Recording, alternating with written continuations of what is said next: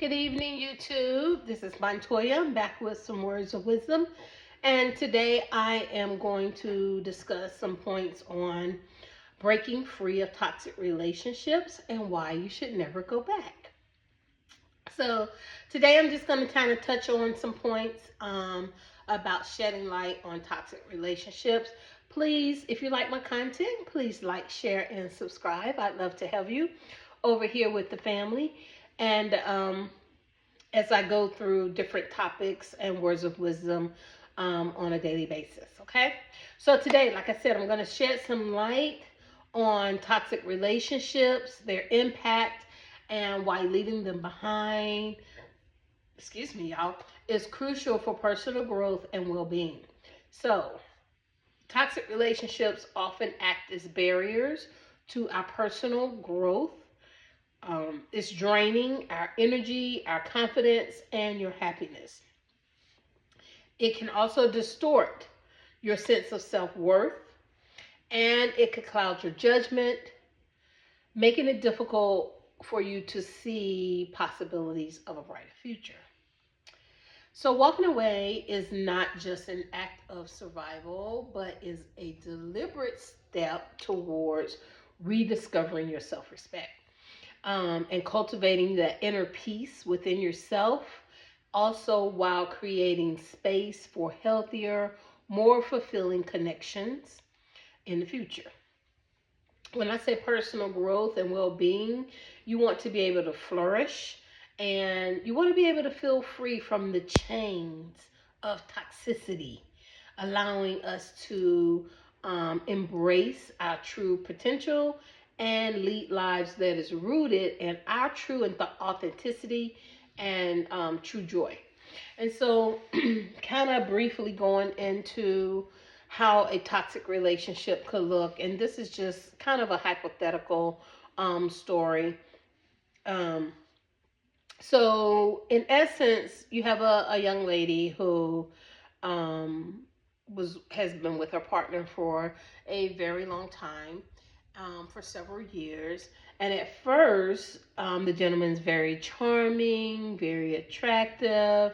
Um, but as time went on, the behavior began to change over the years.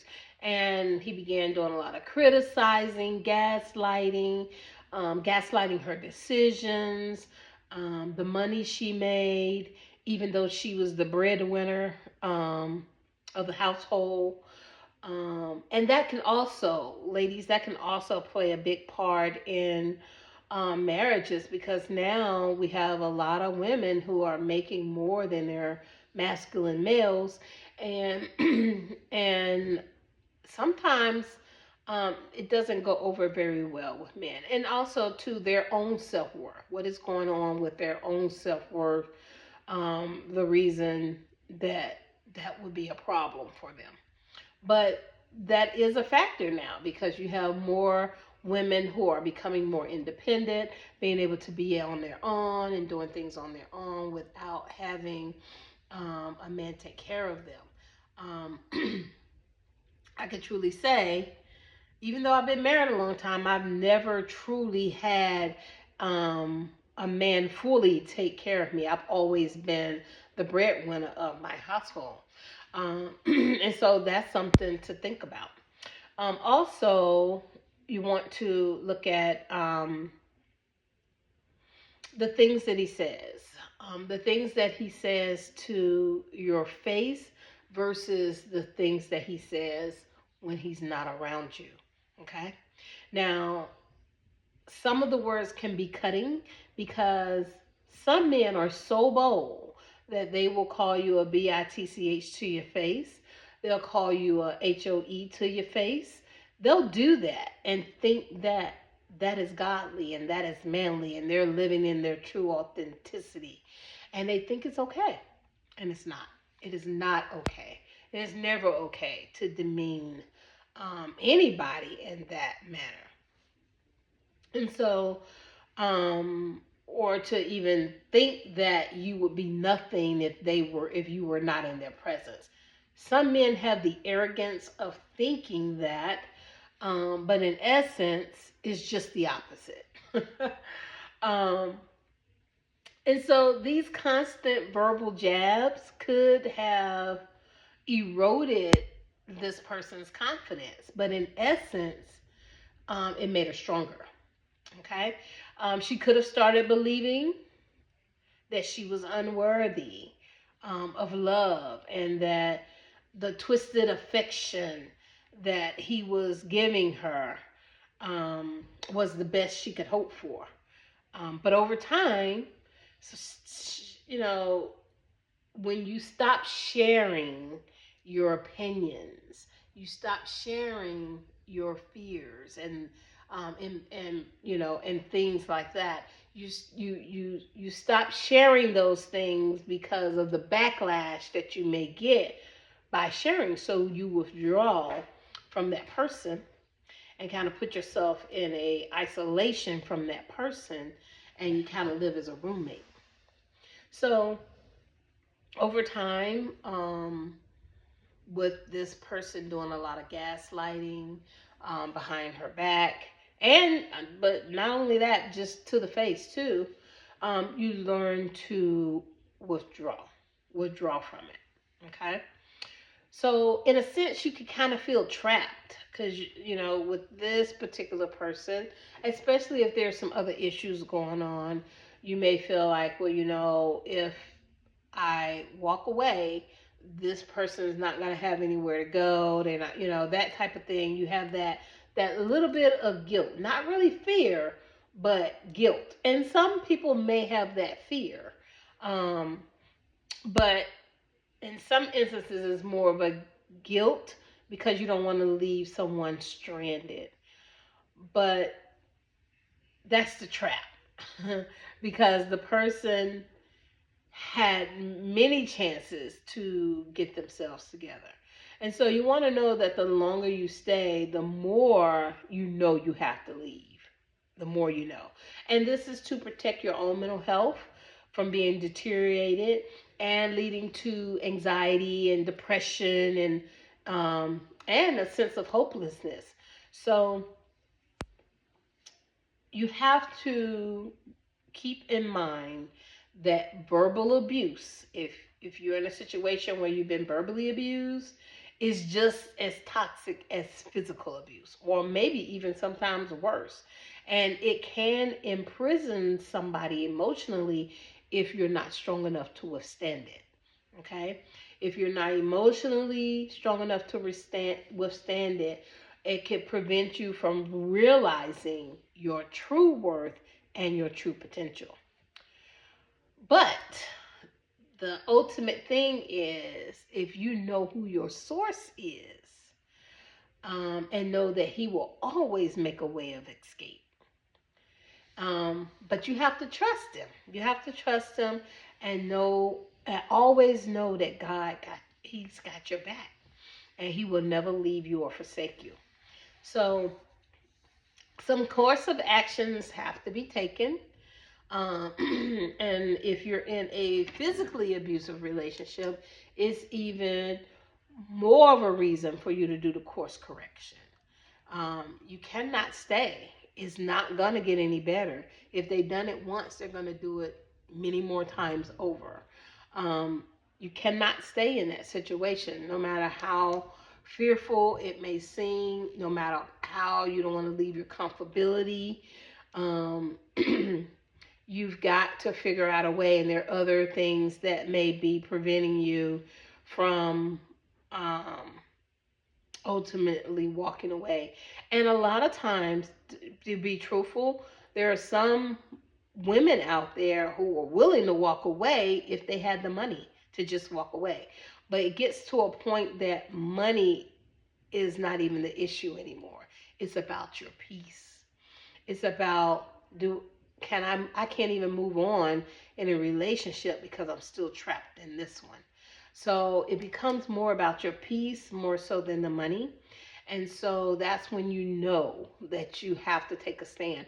We're in 2025, we're in a new dispensation. And so if you don't make the right steps, you're going to be caught in the loop. You're going to be caught in the trap. and you're going to be in this trap for many more moons to come. So I urge all women, if you're in a situationship, or if you're in something that's truly toxic, that you can't grow from, or you just feel like you're stuck, it's time to leave. Um, Whatever you have to do, however you have to do it, but it's time to leave. You got to go. Okay? In order for you to be able to move forward with what God has for you. Okay? So let's kind of define toxic relationship. And so a toxic relationship, for those of you, so we can kind of get a little bit better, clear understanding on what that is. And so it's one where unhealthy behavior like manipulation, control, emotional and physical abuse, and disrespect dominates. It dominates your conversation, all of that. It encapsulates all of that. Um, mental. You also want to mention that that toxicity can occur in any relationship. So that could be a professional relationship. It could be your romantic relationship. It can be a friendship, and it can also stem with family. Um, so the anatomy of a toxic relationship. So there's 3 distinctive signs that you want to look for in toxic relationships. It's kind of like a trigger warning um, that you're in something that's kind of toxic and you need to pay attention. So constant criticism. They're always criticizing them and telling you what you haven't done, what you can't do, or what you're not doing. Okay, blame shifting. Everything is always your fault, or they will not take the blame themselves for the things that they have done. They will not apologize for the things that they have done. Emotional manipulation, um, mind games. They play these mind games with you. Gaslighting.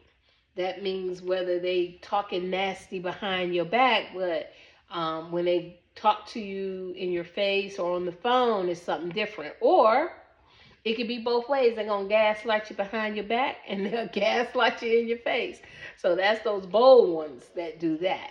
But those are the ones that will have the most karma coming at them. And try to make you doubt your own reality, your own self-worth. And then also lack of support and respect for your boundaries. Um, when you have someone that won't respect your boundaries, that is a major issue.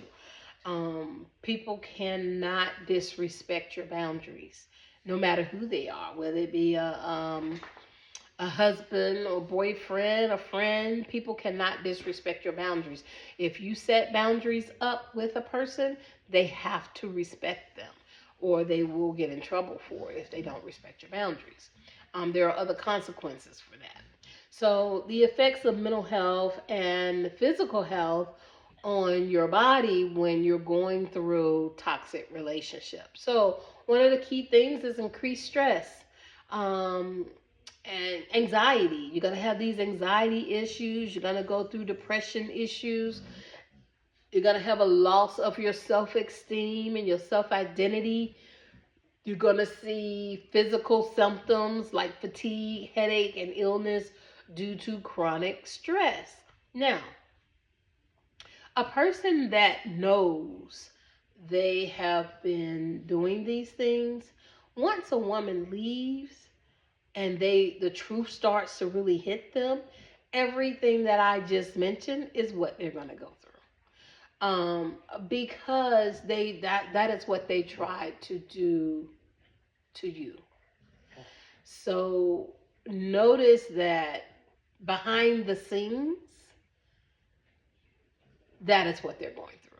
And so they have to work through that. That is something that that person is going to have to work through via counseling. That is also recommended, highly recommended, to get them back on the right path. So why do people stay? So people stay in these toxic relationships for many reasons, and probably the number one reason is financial. Because and then the number two would be fear of being alone. Financial, because you don't have the money to move, or you don't have the money to just walk away, and be able to stay away, unless you get some type of assistance. The other thing is, of course, your fear. Fear of being alone, especially those people in that 40 to, I would even say 40 to 60 range, um, who been in toxic relationships for many years, and they're just stuck. They're just, they don't feel like they have the ability to move forward. One, because they may not have the finances to do it, so that makes them feel trapped. And then they have this false hope that this person may possibly change, but that's neither here nor there, because if you've been in this for several years now, the odds and the likelihood of them changing is slim to none.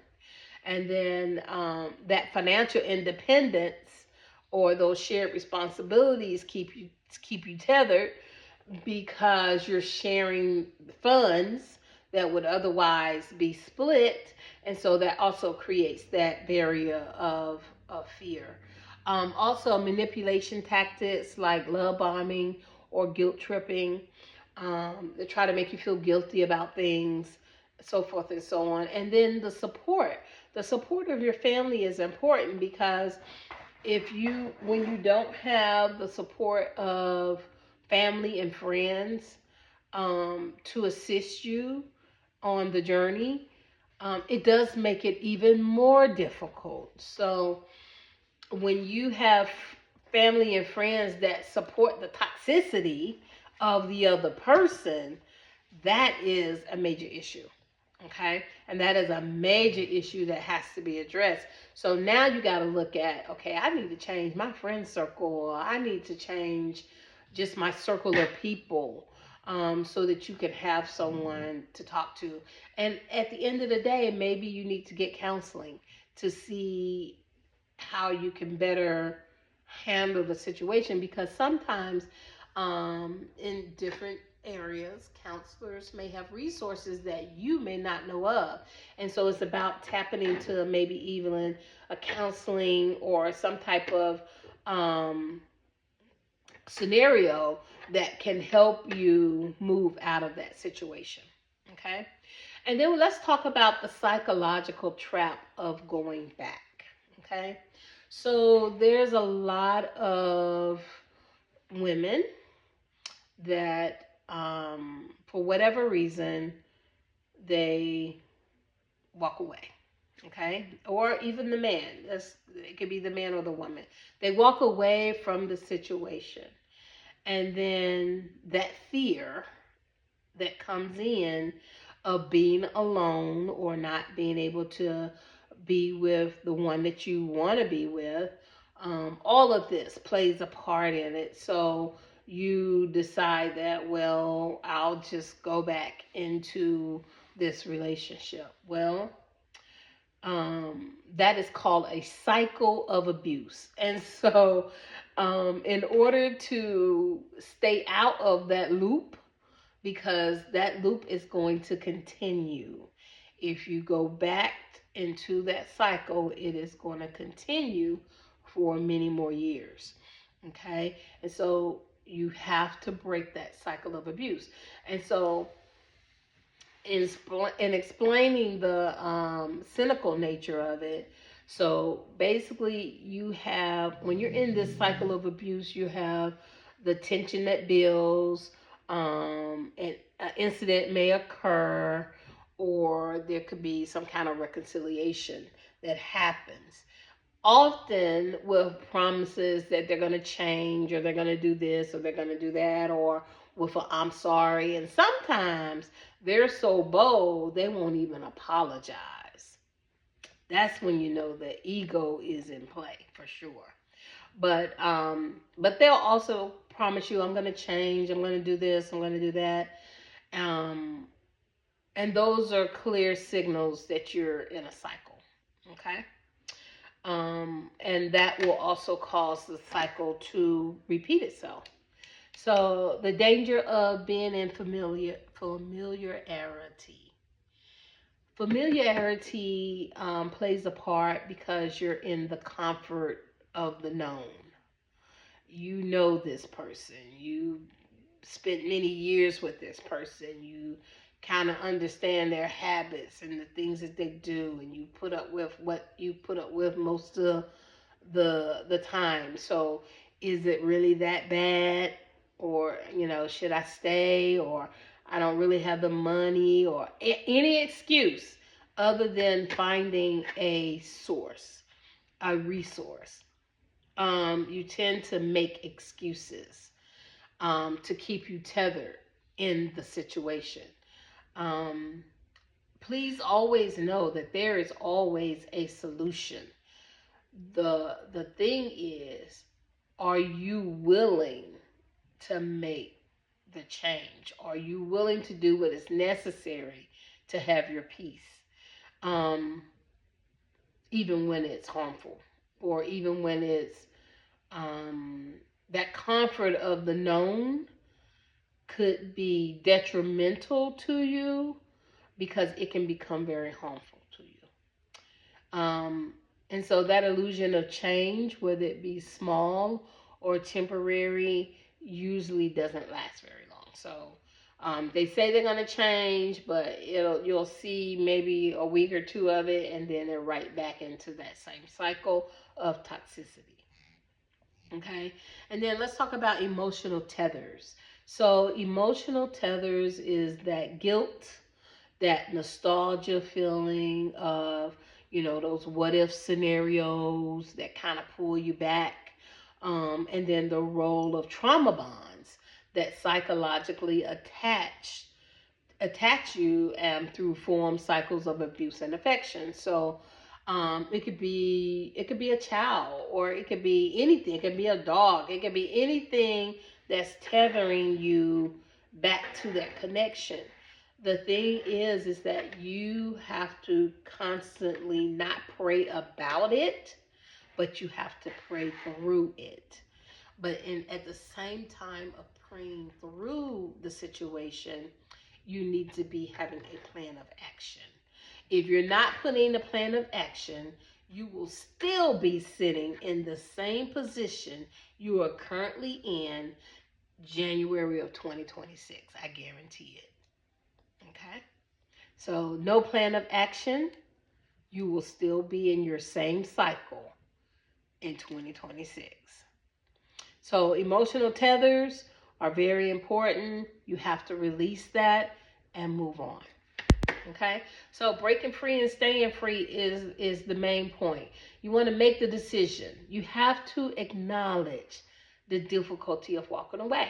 You got to acknowledge that it might be hard. It might be a situation where you may not be where you want to be, or you might have to do some things that you're not used to doing, or you might be put in a different spot where you may not want to live, but it's only temporary. Always know that it's only temporary, and it's just to move you out of a temporary space. Now, there are some things that you may be waiting on financially that will um, move you out of that space.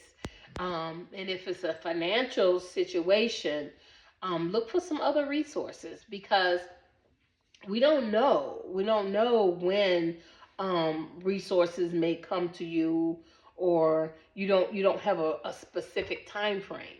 And so you always want to be planning your goals and planning your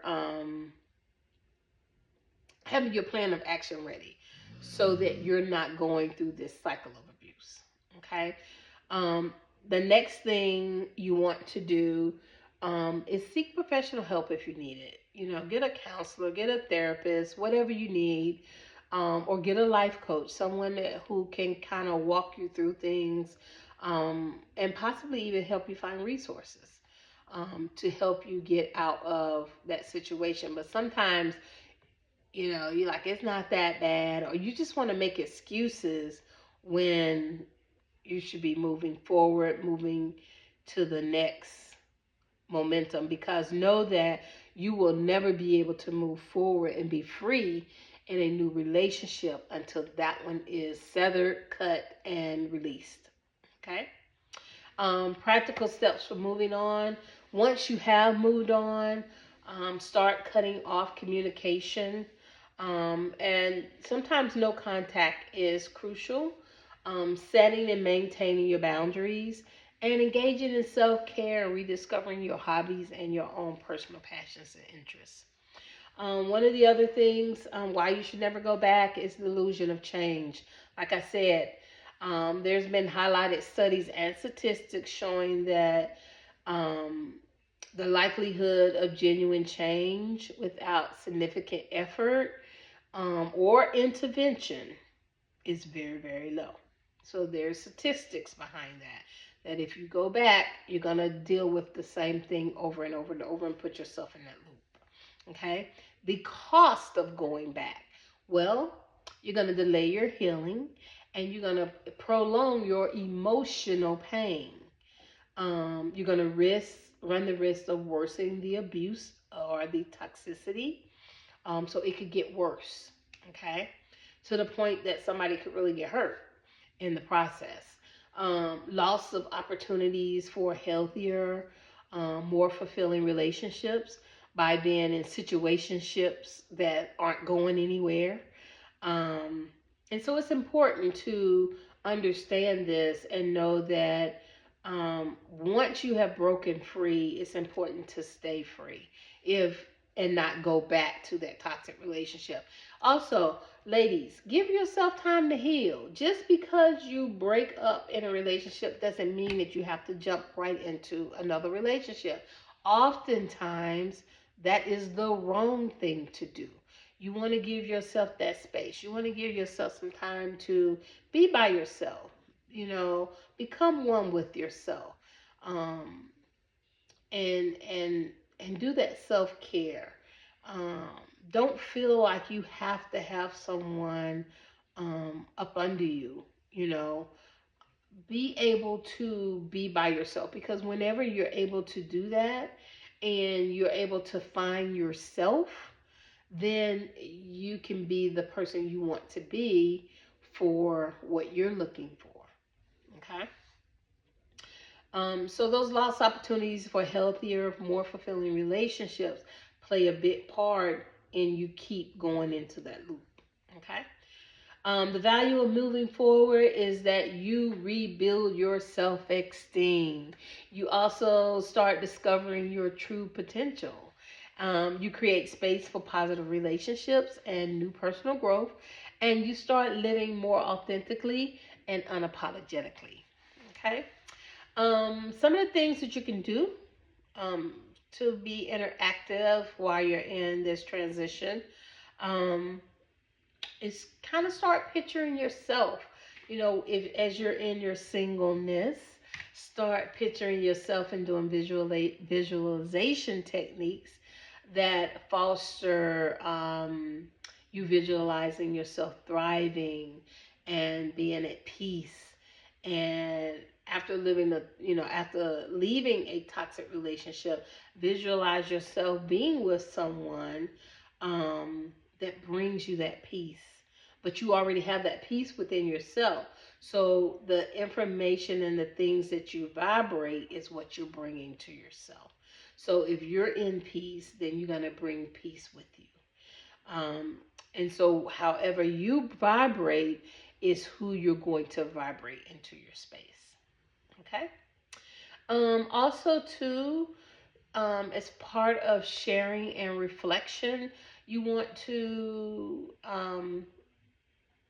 invite people that you trust to share insight and other wisdom. Ask people. Ask older people and other people outside of family and friends, maybe that you trust, and ask them, this is my situation. What would you do? What would you suggest? Oftentimes, you may find that they may have some answers that or perspective that you've never even thought of. So it's good to inquire. Don't complain about your situation, but inquire to get answers and to get understanding on how you can move forward. Okay. And then, so I'm going to conclude with some key points. So you want to recap the importance of breaking free. Okay. Not looking back. Um, that is like your number one thing. You once you sever that tie. Now it's okay to forgive. It's okay to release. But that doesn't mean that you have to be involved with that person at any point.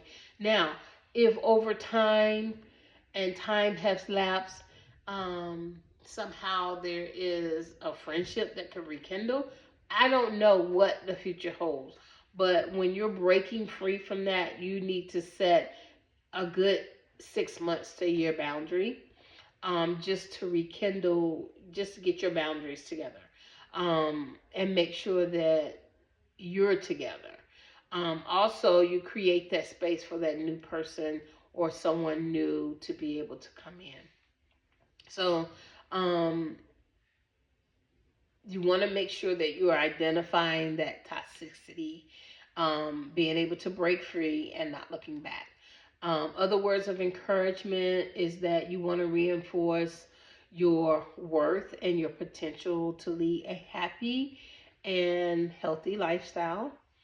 Um, and you want to offer brief but supportive help. You want to enlist other supportive helpers to kind of help you work through these things. Um, so I just want to kind of say, that is one of the things that I wanted to bring to the platform today to talk about toxic relationships and some of the reasons why you should never go back. You do not want to operate in broken consciousness. Okay. So thank you, YouTube. Please like, share, and subscribe if you like my YouTube content. And I'll see you on the next video. Thank you.